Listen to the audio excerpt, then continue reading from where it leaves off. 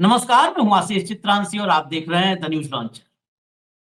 बिहार में आज प्रशांत किशोर की प्रेस कॉन्फ्रेंस हुई। बहुत करारी शिकस्त मिली जन स्वराज पार्टी को। करीब करीब सभी सीटों पर, 2 सीट छोड़ करके सभी सीटों पर जमानत जब्त हुई।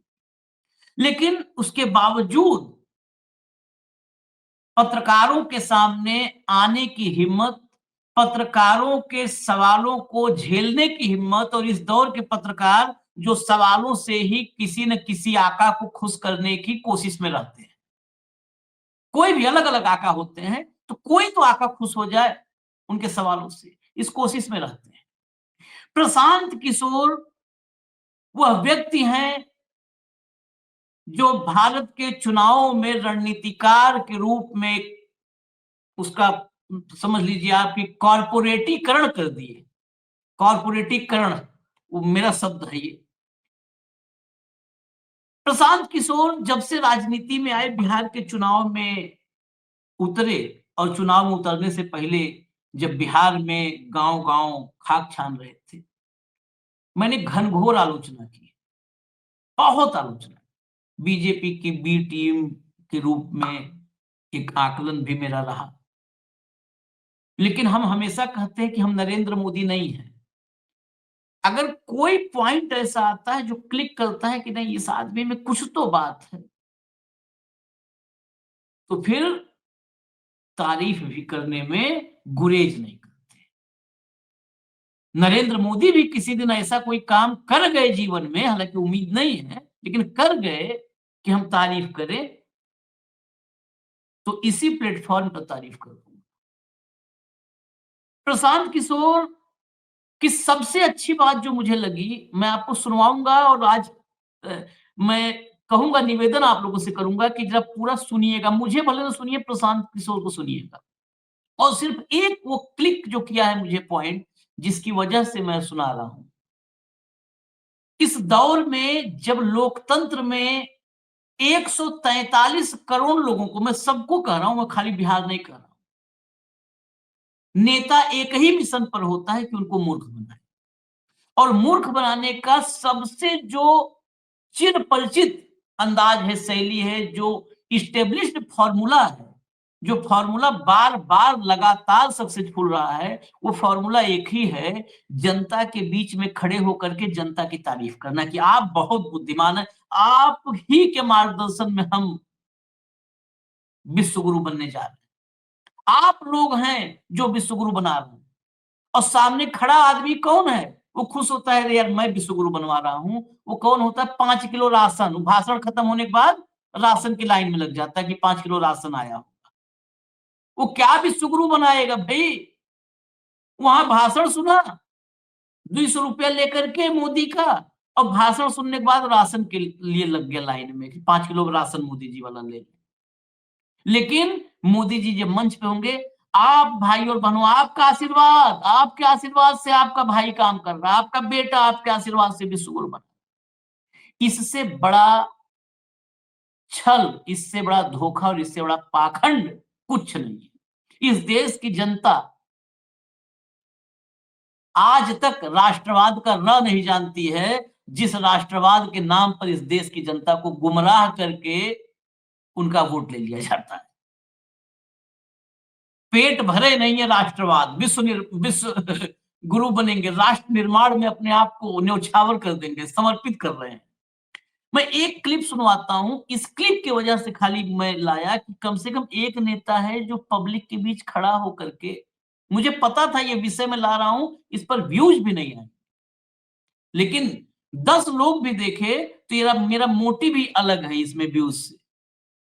इकलौता नेता, मेरे कान में क्लिप आया, फिर मैंने कहा प्रेस कॉन्फ्रेंस आज हुई है, प्रेस कॉन्फ्रेंस सुना, और मैं कहा अब सुनवाना पड़ेगा। इकलौता नेता मैंने देखा जनता के बीच में खड़ा होकर कह रहा है कि आप इसी लायक हो, आप क्या मेरी मदद करोगे, आप क्या मेरे पीछे चलोगे? जो अपने आप की मदद नहीं कर पा रहा, अपने बच्चों के लिए नहीं खड़ा हो पा रहा है, वो मेरे लिए खड़ा होने की बात कर रहा है। अपने बच्चों के लिए खड़े हो जाओ। ये करेज चाहिए। एक भी सीट ना मिले, अरे हम कह रहे हैं एक भी वोट नहीं मिलता, अगर ये अंदाज रहे किसी नेता का, तो मैं उस नेता के साथ हूं।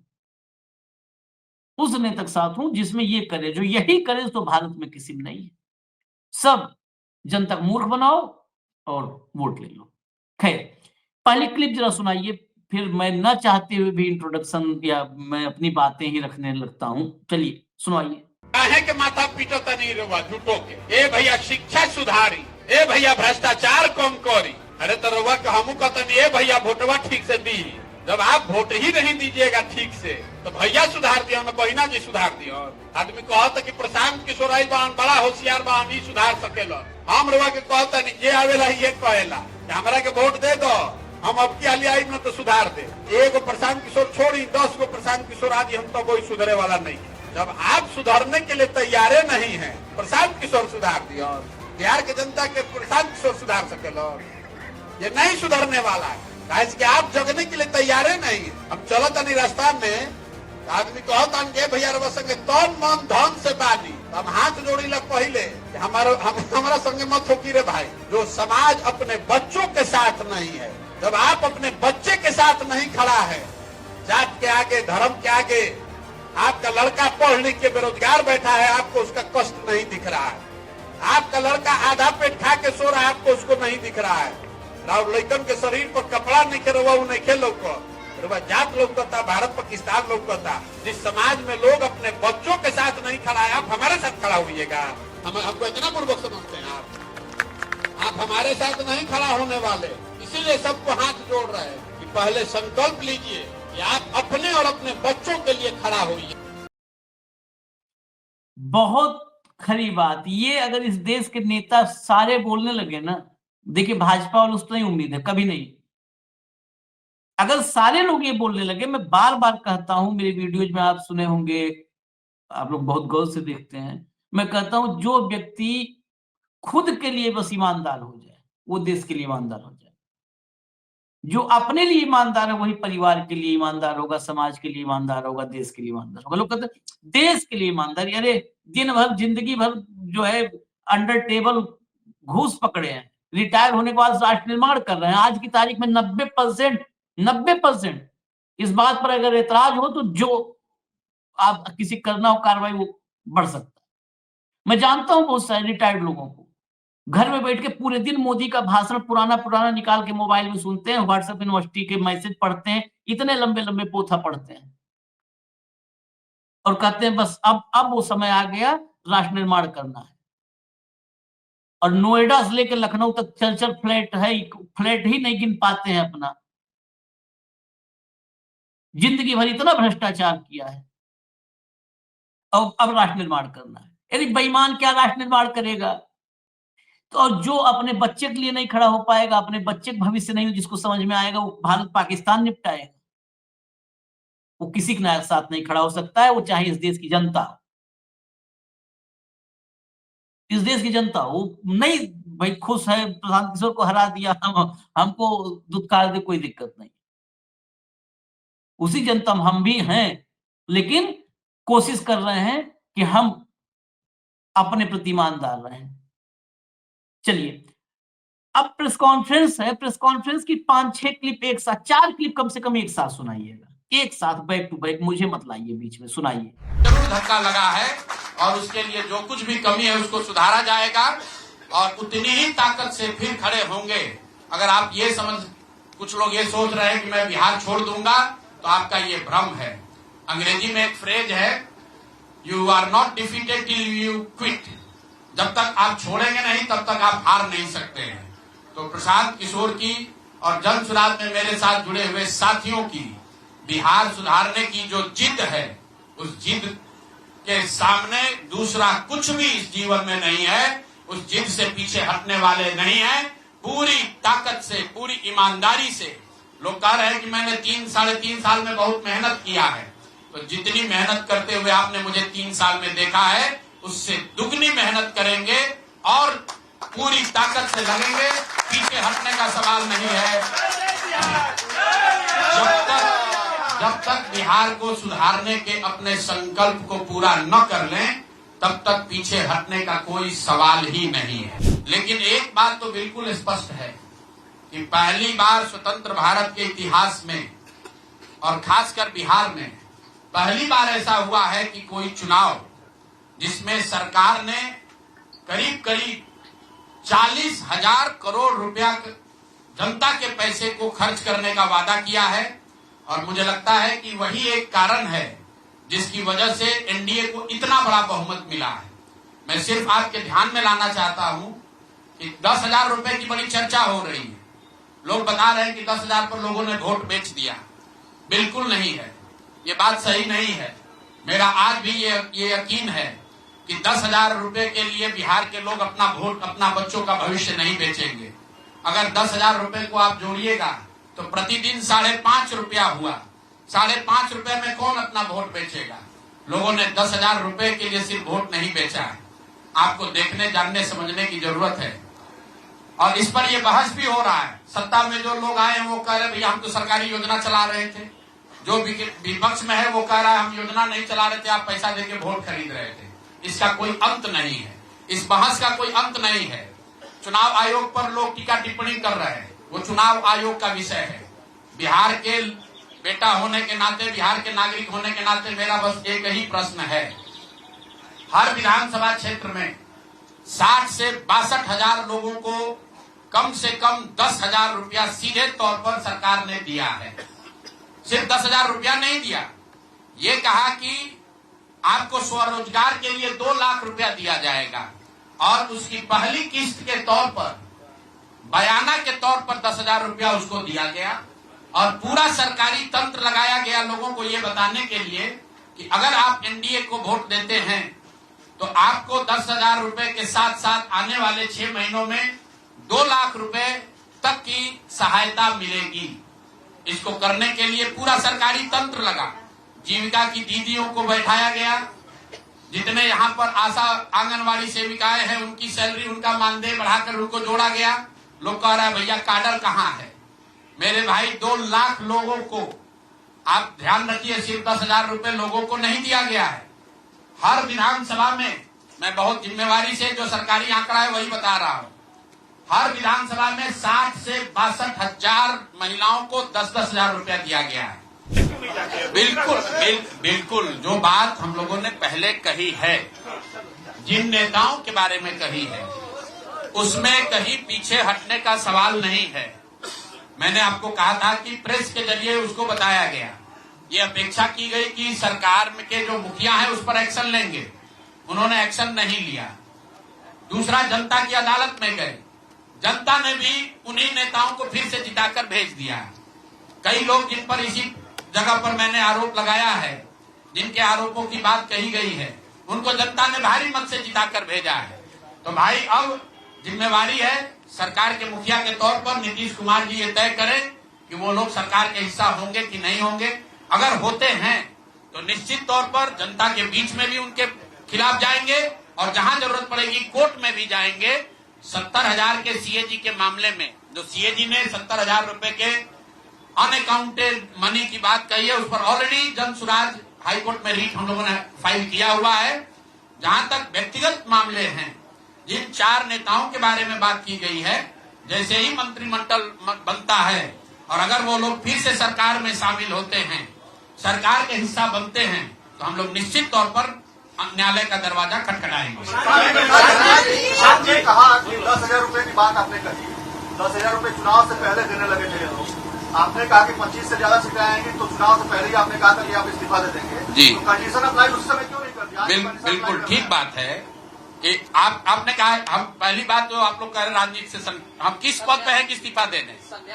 हाँ ना, सुन रहे हैं, आ रहे हैं, किस पद पर है कि इस्तीफा दे दें? आप एक मिनट, आपने सवाल, एक मिनट, हम लोग बिल्कुल असफल साबित हुए। हमने जो बात यहाँ बिहार के लोगों को बताई वो लोगों को समझ में नहीं आया है, लोगों को स्वीकार्य नहीं है। हम अपनी गलती मान रहे हैं। लेकिन जो मैंने आपको कहा कि वोट नहीं मिलना, सुनिए, वोट नहीं मिलना गुनाह नहीं है, वोट नहीं मिलना क्राइम नहीं है। हमने भ्रष्टाचार नहीं किया है, हमने हिंदू मुस्लिम नहीं किया है, हमने जाति की राजनीति नहीं की है। हमने वोट नहीं खरीदा है। दिक्कत है क्या? चलिए आगे बढ़िए। पूरे प्रेस वार्ता में एक ही व्यक्ति तो नहीं पूछेंगे।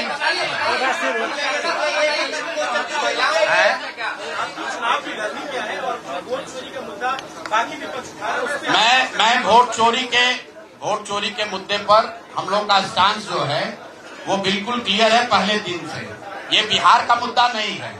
जो चुनाव की पूरी प्रक्रिया है उसमें वोटर लिस्ट बनने से लेकर आचार संहिता के अनुपालन का, वोटिंग के दिन के, जैसे यहाँ पर आप जीविका की दीदियों को बाकायदा आपने मोबिलाइजर बनाकर सरकारी व्यवस्था के तहत बूथ में बैठाया है।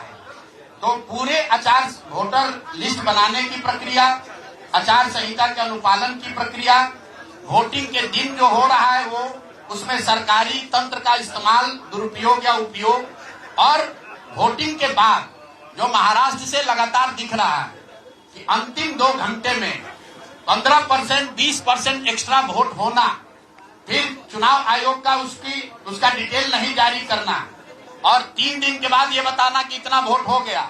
ये बड़े मुद्दे हैं। हम लोग बहुत छोटी पार्टी हैं, हम लोग को तो इतना नहीं ताकत है, लेकिन आपके माध्यम से मैं ये जरूर देश के विपक्ष को ये कहना चाहूंगा इस पर गंभीरता से बात करने की, और इसको जरूरत पड़े तो सुप्रीम कोर्ट में ले जाने की जरूरत है कि आज की तारीख में, आज की स्थिति में जो आचार संहिता पहले से बना हुआ है वो कितना कारगर है या नहीं कारगर है।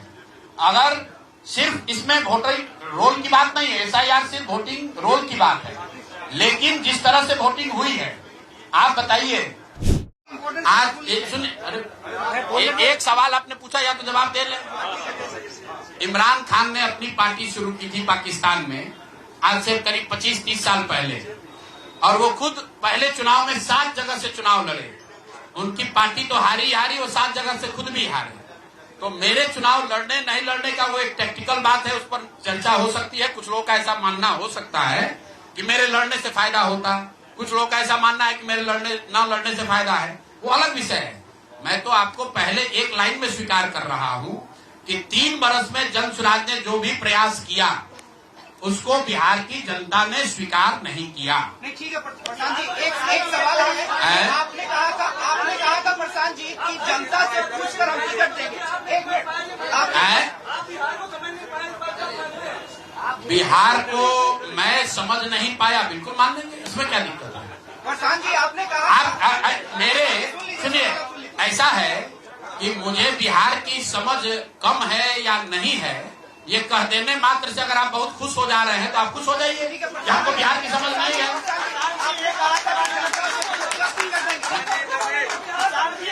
मेरे भाई ऐसा है, अगर हमने हमारे आप बिल्कुल ठीक बात है, नहीं समझे तो 3 बरस अगर पैदल चल रहे थे तो बिहार को समझने के लिए ही चल रहे थे, अब फिर और चलेंगे, फिर जाएंगे। जनता से पूछा था क्या टिकट बंटवारे से पहले? पहली बात। दूसरी बात भी कई प्रत्याशियों ने आरोप लगाए टिकट वितरण पे सवाल खड़े किए थे। क्या लगता है जनता उससे भी डाइवर्ट हुई कि प्रशांत किशोर कहाँ? अच्छा ऐसा है, ठीक है, बस सुन लीजिए। ऐसा है, पूरे चुनाव के दौरान मैंने आपको पहले कहा कि हमसे गलती हो सकती है, लेकिन हम लोगों ने गुनाह नहीं किया। आप लोग जो बात कर रहे हैं वो इस अंदाज में बात कर रहे हैं जैसे प्रशांत किशोर ने कोई गुनाह कर दिया, बिहार को सुधारने का प्रयास करके कोई गुनाह कर दिया है, और आप लोग आए हैं हमारा यहाँ पर पोस्टमार्टम करने। तो आप लोगों का स्वागत है। रुकिए 1 मिनट रुक जाइए, आप बहुत भारी पत्रकार हैं, 8-9 सवाल कर चुके हैं, और लोगों को भी मौका दीजिए, आपका भी सवाल किया जाएगा। 1 मिनट रुक जाइए। अरे रुक जाओ भाई, एक मिनट रुकिए।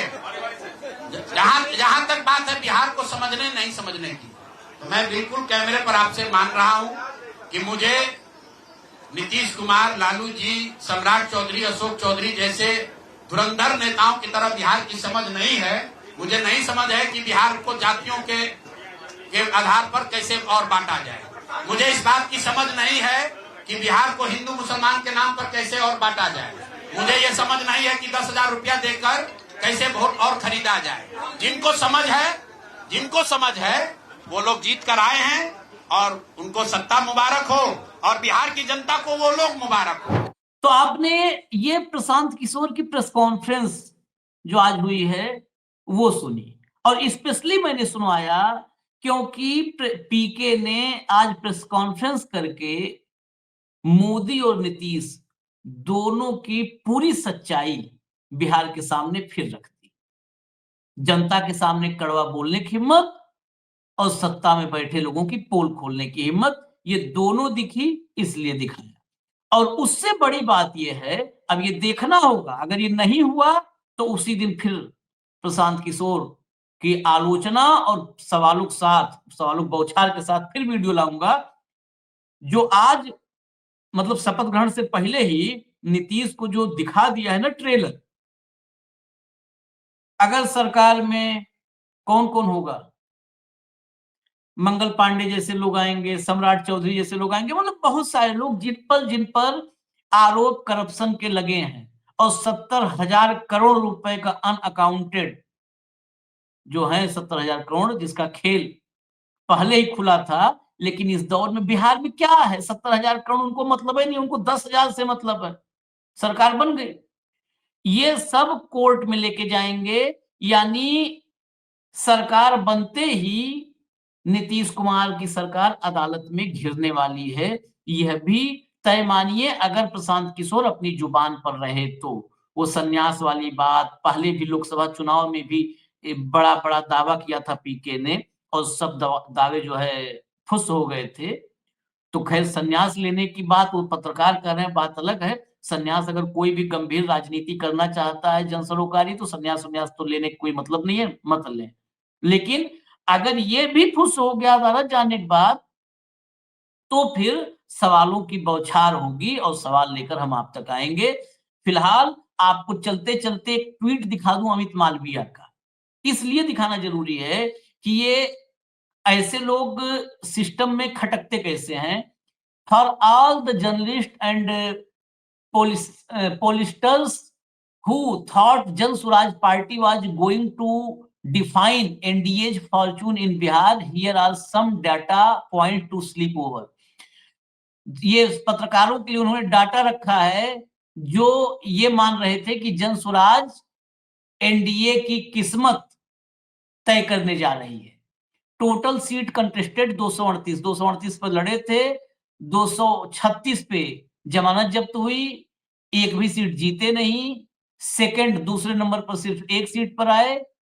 फिनिश्ड बिलो थर्ड पोजीशन, मतलब फोर्थ और वर्स, मतलब चौथे या इससे नीचे। 122 सीटों पर चौथे या इससे नीचे रहे। पोल्ड लेस देन नोटा इन 61 सीट, 61 सीटें ऐसी थी जहां पर नोटा से भी कम वोट मिले।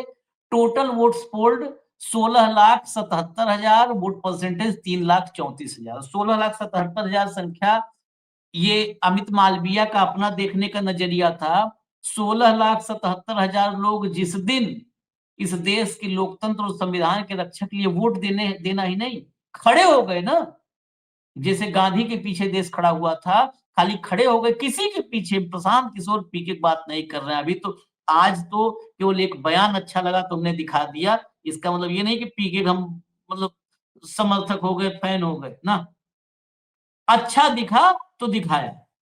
नेता ऐसे ही होना चाहिए जो कड़वा जन तक बोल सके। जन तक ये नहीं जनता आप तो महान है, आप ही भगवान है, बस वोट दे दो और 5 साल फिर लतमरुआ हो जाओ ना।